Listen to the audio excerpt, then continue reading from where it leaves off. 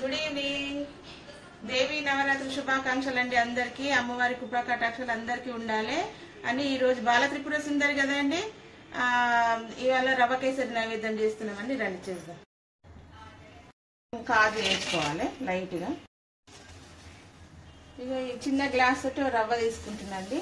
నెయ్యిలో ఏం చేసేయాలి అదే నెయ్యిలా. దీని తగ్గట్టు నీళ్ళు వేసుకోవాలండి మనము. గ్లాస్ ఇవన్నీ ఇలాచి వేయాలి, కర్పూరం వేయాలి, వేయించుకున్నది రవ్వ వేసేసాలి. కొంచెం కేసరి వేయాలండి. రవ్వ ఇది కుంకుమ పువ్వు వేయాలి, కుంకుమ పువ్వు కొంచెం. ఇదో ఫ్రెండ్స్, దీంతో రవ్వ తీసుకున్నాం కదా, ఇదే గ్లాస్ తోటి చక్కెర వేసేసుకోవాలి మనం.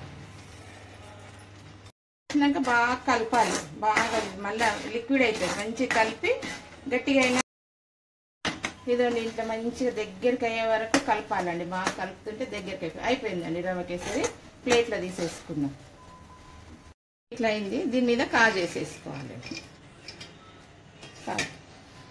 రెడీ రెడీ అండి మాది చికెన్. ఇదండి అమ్మవారి నైవేద్యం, బాల త్రిపుర సుందరి నైవేద్యం రెడీ అండి. నడు దేవుని పూజ చేసుకుందాం.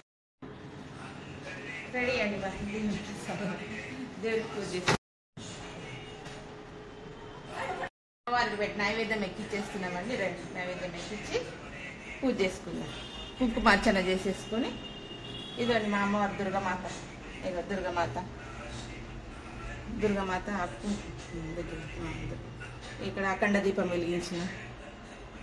ఇట్లా అఖండ దీపం నవధాన్యాలు వేసి నా కింద అడుగున నవధాన్యాలు వేసి వెలిగిస్తా అండి నేను దీపం, అఖండ దీపం, అఖండ జ్యోతి.